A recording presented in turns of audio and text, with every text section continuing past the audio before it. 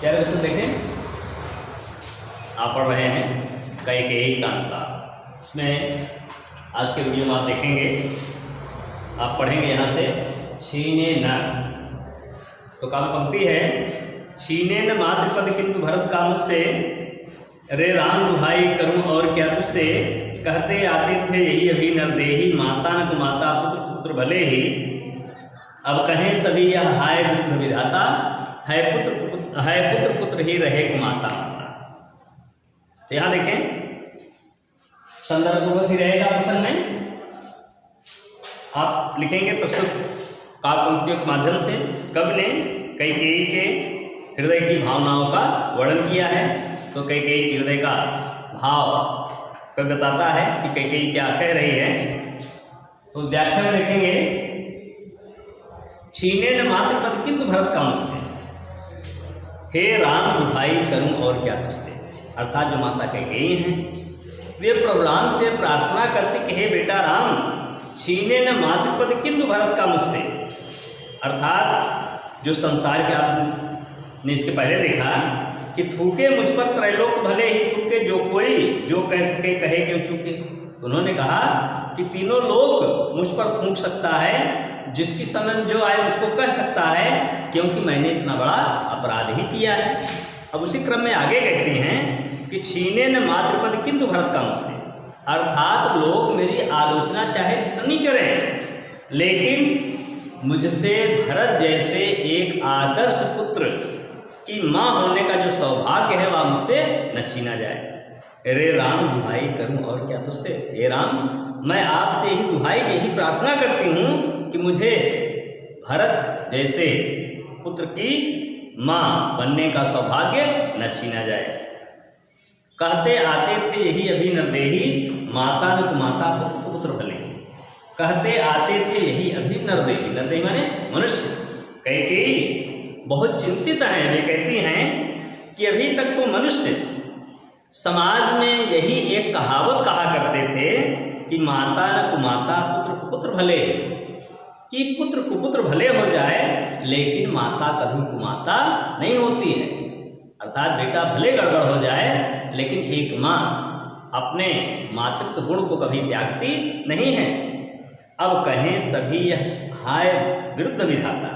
कैकेयी कहती कि हे प्रभु, अब तो इस बात को लोग विरुद्ध का उल्टा कहेंगे। अब तो यह जो समाज की एक कहावत थी, अब तो कहावत ही बदल जाएगी। कहती हैं आगे, है पुत्र पुत्र ही रहे कुमाता माता, कि कहाँ पुत्र पुत्र हो जाता था लेकिन माता कुमाता नहीं होती थी। लेकिन आज तो बड़ा उल्टा हो रहा है पुत्र पुत्र ही रहे कुमाता माता। पुत्र तो पुत्र ही रह गया लेकिन माता ही कुमाता हो गई, या मुझ पर आरोप लगेगा। बस मैंने इसका बाह्य मात्र ही देखा, दृढ़ हृदय ने देखा, मृदुल गात्र ही देखा। जो कैकेयी है प्रभु राम से प्रार्थना करती थी, बेटा राम, बस मैंने इसका बाह्य मात्र ही देखा, मैंने बस इसका मात्र बाहरी शरीर ही देखा, इसके हृदय के भाव को कभी हमने पढ़ने का प्रयास नहीं किया। कहती हैं कि बस मैंने इसका बाह्य मात्र ही देखा, दृढ़ हृदय ने देखा, मृदुल गात्र ही देखा। दृढ़ हृदय ने देखा, मैंने इसके मजबूत हृदय को कभी पढ़ने का प्रयास नहीं किया। इसका संकल्प कितना कठोर है, कितना मजबूत है। मृदुल गात्र ही देखा, मैं तो केवल सुकुमार शरीर ही देख रही हूँ। उस सुकुमार शरीर के अंदर छिपे हुए उस दृढ़ हृदय को मैंने कभी देखने का प्रयास ही नहीं किया। तभी तो यह गड़बड़ हुआ। परमार्थ ने देखा, पूर्ण स्वार्थ ही साधा। और हमारी जो सबसे बड़ी कमी है, परमार्थ ने देखा, मैंने परोपकार की भावना को नहीं देखा कि प्रभु राम के आपके राजा बनने से कितना बड़ा अयोध्या नगरी का कल्याण होगा। मैंने परोपकार की भावना को नहीं देखा, पूर्ण स्वार्थ ही देखा। मैंने केवल स्वार्थ देखा कि जब मेरा पुत्र राजा हो जाएगा तो राजपद मेरे पास हो जाएगा, फिर मेरे पुत्र का पुत्र राजा बनेगा, उसके पुत्र का पुत्र राजा बनेगा। इस प्रकार जो मेरी वंशावली है वह राजपद से सुशोभित हो जाएगी। तो कहती हैं कि परमार्थ ने देखा, पूर्ण स्वार्थ ही साधा। मैंने परोपकार की भावना को देखा ही नहीं, मैं तो केवल पूरी तरह से स्वार्थ में लीन हो गई थी इस कारण ही तो हाय आज यह बाधा। कैकेयी कहती इसी कारण तो आज यह बाधा आई है, अगर मैं स्वार्थ में लिप्त ना हुई होती तो शायद आज यह बाधा उपस्थित ना होती। युग युग तक चलती रहे कठोर कहानी, रघुकुल में थी एक अभागिन रानी। कैकेयी कहती हैं युग युग तक चलती रहे कठोर कहानी, या जो मेरी कठोर कहानी है, कठोर हृदय की जो कहानी है, हमें अनुमान या युगों युगों तक चलती रहेगी, लोग मुझको युगों युगों तक यूं ही धिक्कारते रहेंगे।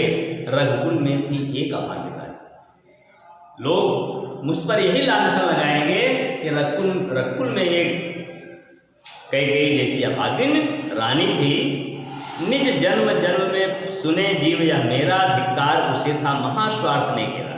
निज जन्म जन्म में सुने जीव यह मेरा। वे कहती हैं कि जब भी व्यक्ति इस धरती पर जन्म लेगा, जिस भी युग में आएगा, वह क्या करेगा, वह हर जन्म में यही बात सुनेगा, निज जन्म जन्म में सुने जीव यह मेरा। जो जीवात्मा जब भी संसार में आएगी तो वह अपने कानों से यही बात सुनेगी, धिक्कार उसे था महास्वार्थ ने घेरा। इस धरती पर कभी कैकेयी जैसी रानी ने अवतार लिया था, उस कैकेयी को बार बार धिक्कार है, उसे था महास्वार्थ ने घेरा, उसे बहुत बड़े स्वार्थ ने घेर लिया था। अर्थात जो मेरा तिरस्कार है, मेरा जो अनादर है, वह युगों युगों तक होता रहेगा। 100 बार धन्य वह एक लाल की माई, जिस जननी ने है जना भरसा है। 100 बार धन्य वह एक लाल की माई। जो प्रोग्राम है कैकेयी जैसी वाणी को सुन करके कहते हैं कि 100 बार धन्य वह एक लाल की माई, अर्थात उस एक पुत्र भरत की माँ एक बार नहीं 100 बार धन्यवाद की पात्र है, धन्य है, जिस जननी ने है जना भरसा है। जिस माँ ने भरत जैसे पुत्र को जन्म दिया है, तो उस भरत जैसे आदर्श पुत्र को जन्म दे करके निश्चित ही उनकी माँ जो कैकेयी वह क्या हो गई, धन्य हो गई। ऐसा प्रोग्राम का मानना है। अब काव्य सौंदर्य कहाँ डालेंगे तो देखेंगे काव्य सौंदर्य में रस करुण है, क्योंकि कैकेयी के हृदय के करुणा भाव का वर्णन है। करुण रस, छंद गवाया ही है, और अलंकार में अनुप्रास और पूर्ण प्रकाश। इस प्रकार से आपका यह काव्यखंड पूर्ण हुआ।